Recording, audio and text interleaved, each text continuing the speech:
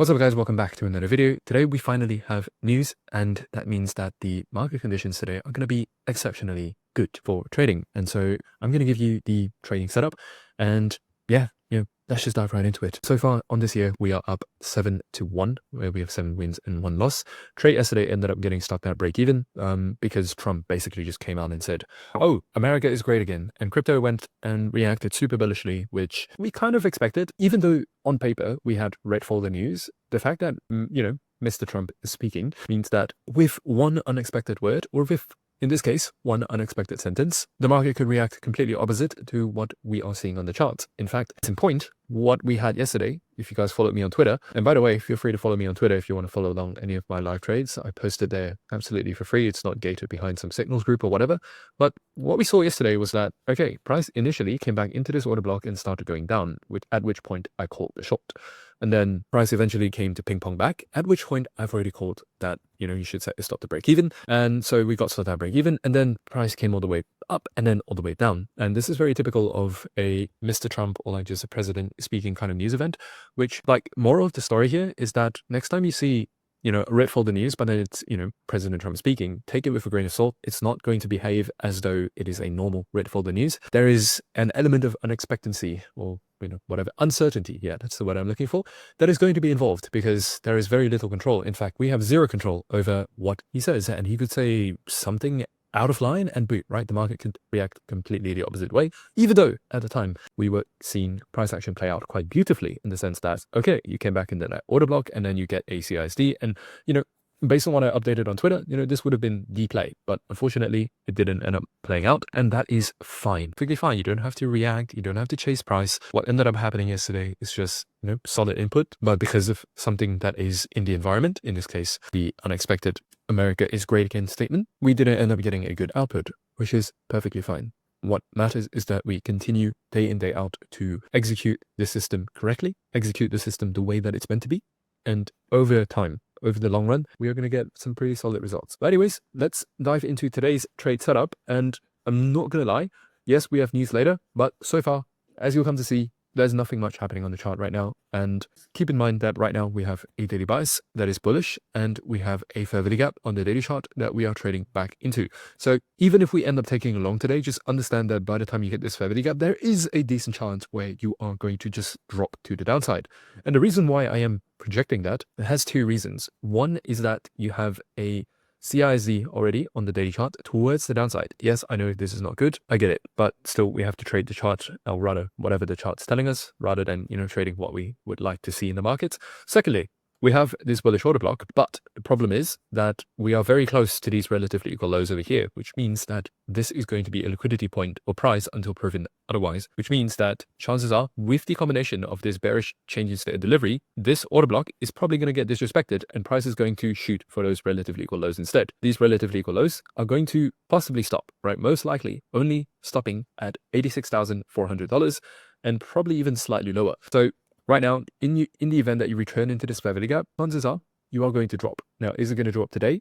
I don't know. But if today comes into the fair value gap and then you close bearish, well, we know full well what the trade setup is going to be tomorrow. We're just going to be shorting this. And by the way, I made these videos calling a trade every day, just running you through what's happening on Bitcoin. And I post all of my live trades towards Twitter for absolutely free. And if you would like to follow along with these and just not miss out on any updates, feel free to hit the subscribe button and turn on the bell notification, because come hell or high water, I'm here on YouTube trying to pump out a video every single day.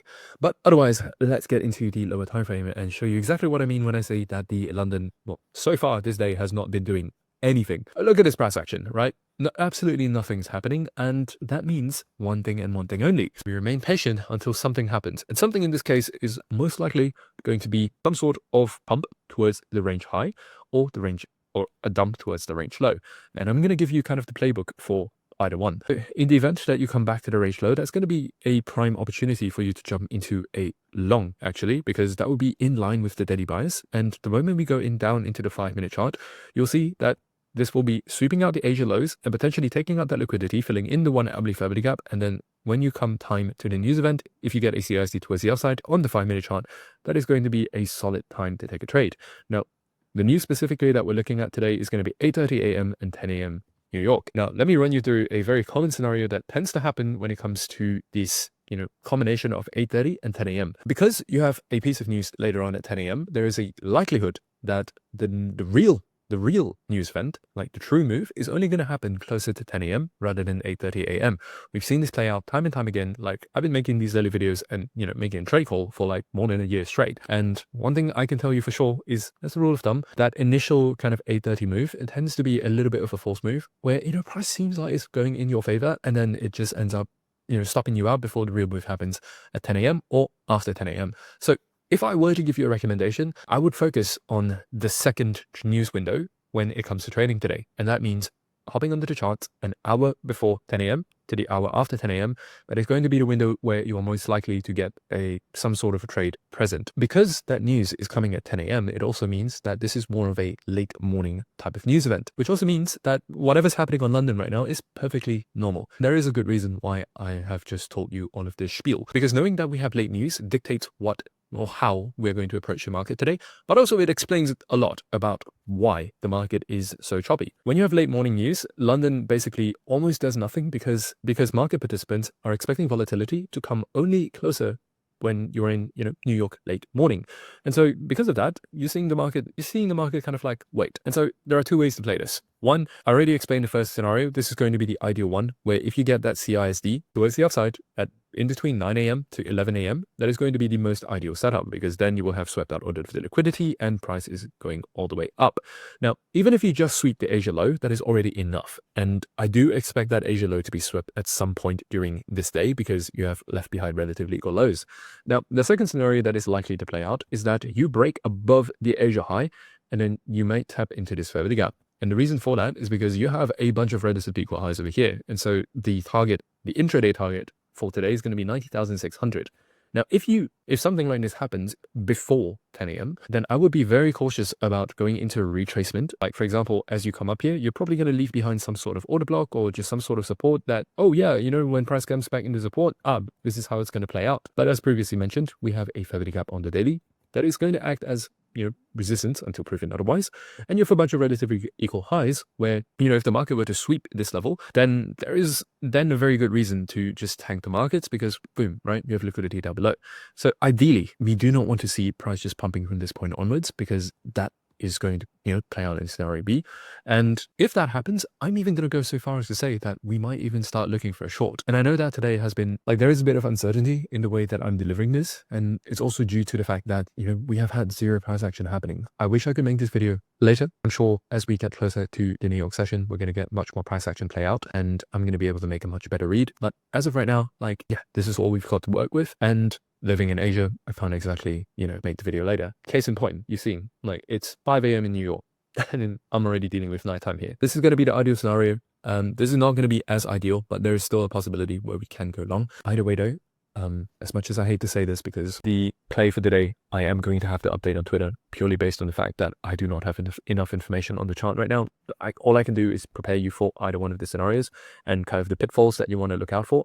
Now, maybe if we go into the 1 hourly chart, we may get a little bit more of an illuminating factor. Only the problem is we have a CIZ towards the upside, and we technically have an argument for a CIZ towards the downside as well. And also the overall order flow is towards the downside, and the overall daily chart pointing towards the downside. So basically we're getting very conflicting signals, and whatever trade we take today is going to be highly dependent on what happens when we get into those key timing zones. This is a big thing that I advocate for. Like, price action does not just occur on the y-axis. There is on your chart a y-axis and a x-axis. X-axis in this case is going to be your time. The behavior of price at certain timings will dictate a lot on, it'll determine the amount of weight that you should give to whatever price action is doing at the moment, to whatever price action is doing at the time. The same order block, I'm sure you've learned about order blocks, I'm sure you've learned about fair value gaps, but depending on what time these order blocks and fair value gaps are getting filled and formed, goes a long way to determining the win rate that you have when it comes to these concepts.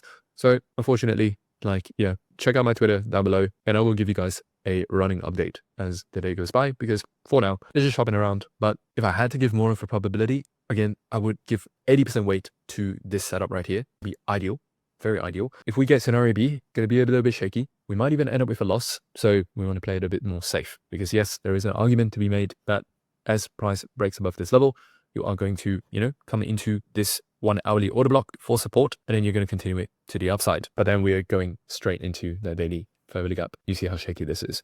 So yeah, play today with caution. I know that there is spread for the news. I know that from Monday to Wednesday, it's been a tough week so far. In fact, if you have been struggling with the system, don't worry. Like Monday to Wednesday has not been great market conditions. Like everything that has happened on the chart, yes, there is a lot of movement. Those movements have not been in line with the system that has gotten us about an 80% win rate over the last 330 days that I've been publicly doing this. It's not your fault. It's not the system's fault. Market conditions are just not optimized for the system at the moment, and that's perfectly fine. But otherwise, yeah, I'll see you guys later on Twitter, and stay safe.